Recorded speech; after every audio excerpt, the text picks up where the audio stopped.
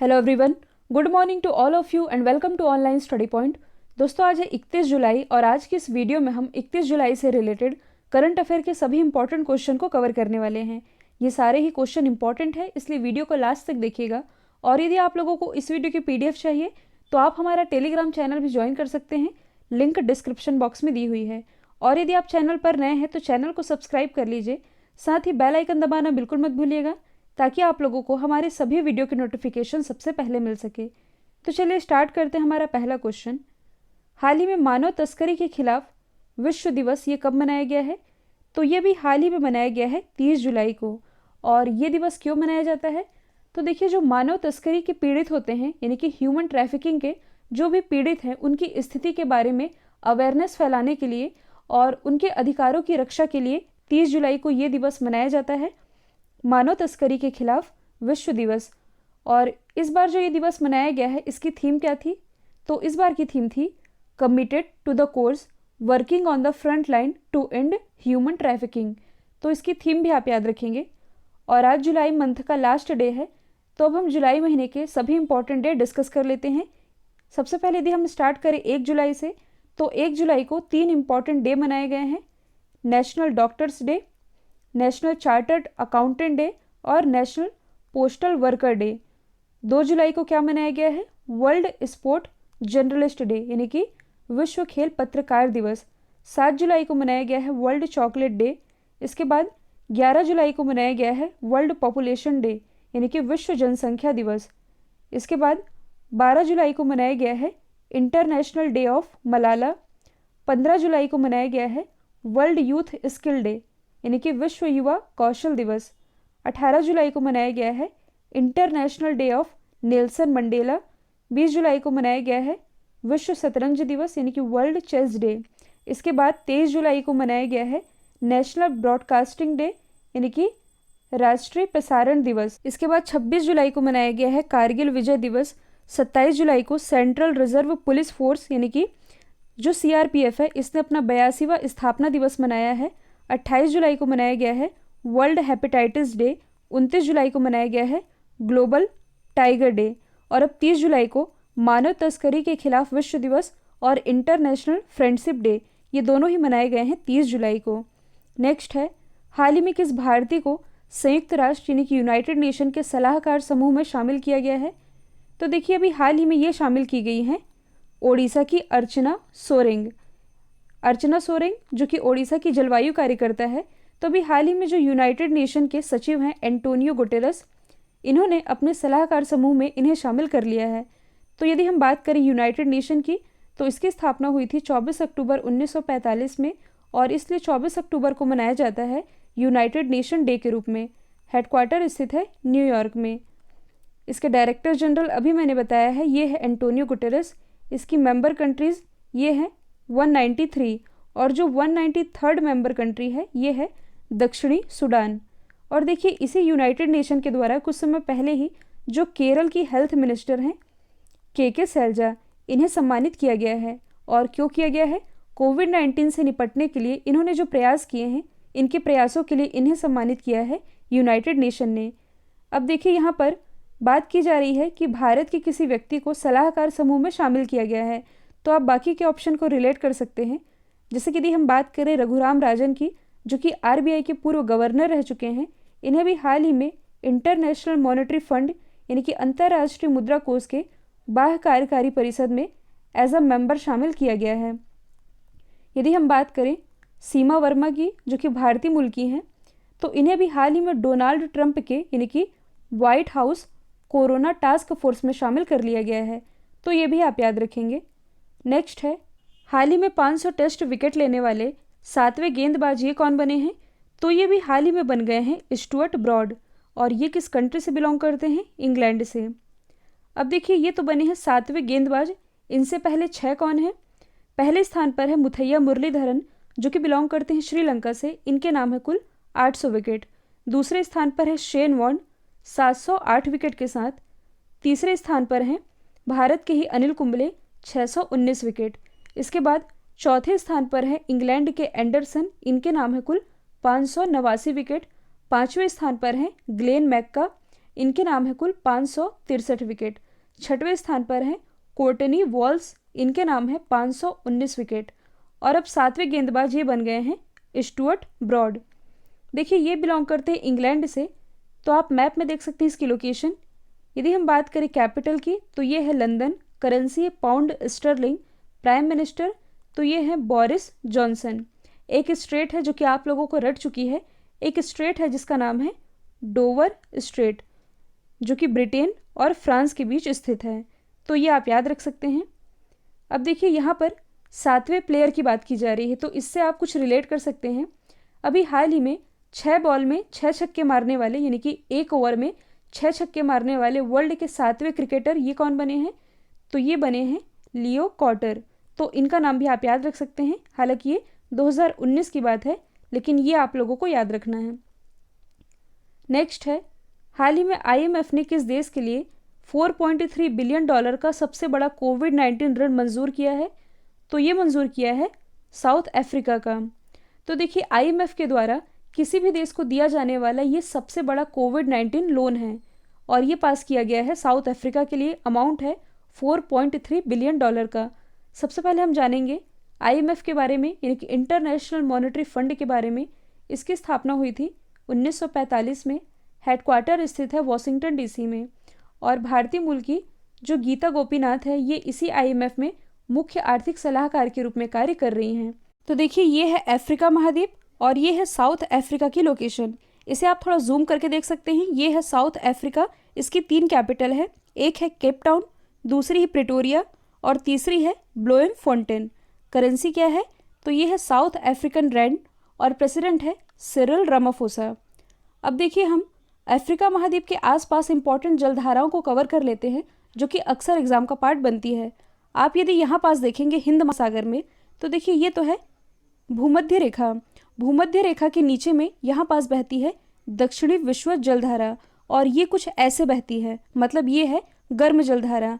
और क्यों गर्म जलधारा है, क्योंकि ये बह रही है भूमध्य रेखा से ध्रुवों की तरफ। ये है उत्तरी ध्रुव, ये है दक्षिणी ध्रुव, तो ये हुई गर्म जलधारा। और यही जलधारा आगे जा करके, यानी कि यहाँ पर आप जो देख रहे हैं, थोड़ा जूम करके देख सकते हैं, ये है मेडागास्कर का पार्ट। तो यही दक्षिणी विश्व जलधारा मेडागास्कर के पास आते हुए 2 भागों में विभाजित हो जाती है, और इन 2 भागों में 2 नई जलधाराओं का निर्माण करती है। जो इधर वाला पार्ट है ये कहलाता है अगुलहास जलधारा, और इधर वाला पार्ट ये कहलाता है मोज़ेम्बिक जलधारा। और ये दोनों ही जलधाराएं ये है गर्म जलधारा। थोड़ा और आप अच्छे समझ सकते हैं, मैंने बताया ये है भूमध्य रेखा, दक्षिणी विश्व जलधारा कुछ ऐसे आ रही है, मेडागास्कर के पास आके ये 2 भागों में विभाजित हो जाती है। जो पार्ट इधर आता है ये कहलाता है अगुलहास जलधारा, और जो पार्ट इधर आता है ये कहलाता है मोज़ेम्बिक जलधारा। दोनों ही गर्म जलधाराओं के एग्जाम्पल हैं। अब देखिए अफ्रीका महाद्वीप का जो इधर वाला पार्ट है अटलांटिक महासागर वाला, तो यहाँ पास बहती है वेंगुला जलधारा, और ये कुछ ऐसे बहती है, यानी कि ये बह रही है ध्रुवों से भूमध्य रेखा की तरफ, मतलब ये हुई ठंडी जलधारा। तो ये भी आप याद रखेंगे। नेक्स्ट है, हाल ही में किस देश के गेंदबाज काजी अनिक इस्लाम पर डोपिंग के चलते 2 साल का बैन लगाया गया है, तो ये लगाया गया है बांग्लादेश के जो गेंदबाज है, नाम है काजी अनिक इस्लाम, इन पर बैन लगाया गया है 2 साल के लिए डोपिंग टेस्ट में उल्लंघन के लिए। तो सबसे पहले हम जान लेते हैं बांग्लादेश के बारे में। आप मैप में देख सकते हैं ये है बांग्लादेश की लोकेशन, कैपिटल है ढाका, करेंसी है टका, और इसी ढाका में यहाँ की जो प्राइम मिनिस्टर हैं शेख हसीना, इन्होंने वीज़ा की भी शुरुआत की थी, जिसके बारे में मैंने आप लोगों को कल ही बताया था। अच्छा, भारत और बांग्लादेश के बीच में जो एक्सरसाइज होती है इसका नाम क्या है, तो ये है संप्रति। और एक और चीज़ आप करंट से रिलेट कर सकते हैं, अभी हाल ही में आंध्र प्रदेश के गुंटूर जिले से मिर्च का एक्सपोर्ट किया गया था बांग्लादेश को इंडियन रेलवे के द्वारा। और देखिए इसीलिए रेल कनेक्टिविटी और पार्टनरशिप को बढ़ाने के लिए भारत ने अभी हाल ही में बांग्लादेश को 10 ब्रॉड गेज रेलवे इंजन दिए हैं, तो ये आप याद रख सकते हैं। और देखिए बांग्लादेश की सीमा भारत के 5 राज्यों से लगती है, पश्चिम बंगाल, असम, मेघालय, त्रिपुरा और मिजोरम। और जो बांग्लादेश है ये भारत के साथ लगभग 4096 किलोमीटर की सीमा शेयर करता है, तो ये भी आप याद रखेंगे। नेक्स्ट है, हाल ही में रसिया ने किस देश को S-400 मिसाइल सुरक्षा प्रणाली की आपूर्ति पर रोक लगाया है, तो ये रोक लगाया गया है चाइना के लिए। तो देखिए कहीं पास भी यदि राफेल का डिस्कशन आए तो ये रिलेटेड है फ्रांस से, और यदि कहीं पास भी S-400 मिसाइल का डिस्कशन आए तो ये रिलेटेड है रसिया से।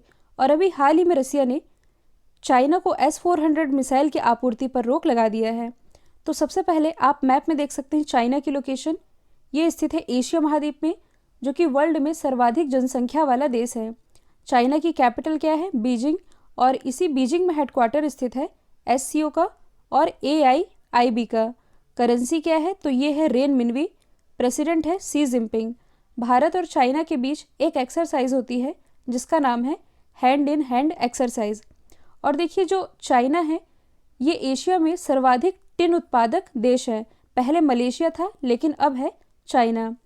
और एशिया की जो सबसे लंबी रिवर है जिसका नाम है यांगची रिवर, ये प्रवाहित होती है चाइना में ही। और देखिए यहाँ पास मैं एक चीज़ बताना भूल गई, S-400 मिसाइल ये कैसी मिसाइल है? तो ये है सतह से हवा में वॉर करने वाली, यानी कि सरफेस टू एयर मिसाइल है, और ये रिलेटेड है रसिया से।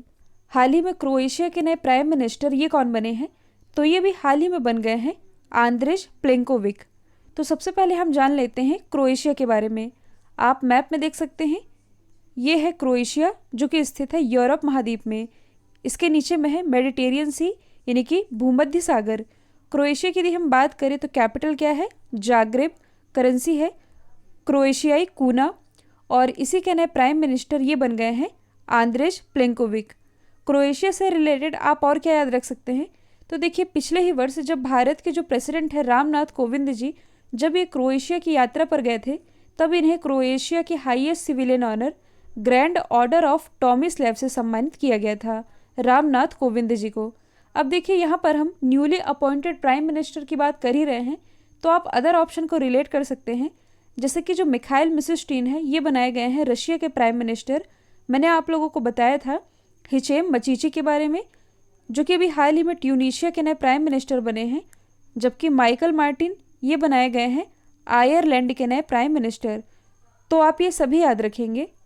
नेक्स्ट है, हाल ही में किस वाणिज्य कंपनी ने 90 मिनट की डिलीवरी सर्विस शुरू की है?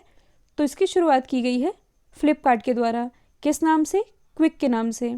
तो देखिए अभी हाल ही में फ्लिपकार्ट क्विक के नाम से एक हाइपर लोकल 90 मिनट की डिलीवरी सर्विस शुरू की गई है, जिसमें कि किराना, इलेक्ट्रॉनिक, मोबाइल सहित सभी घरेलू सामान शामिल है।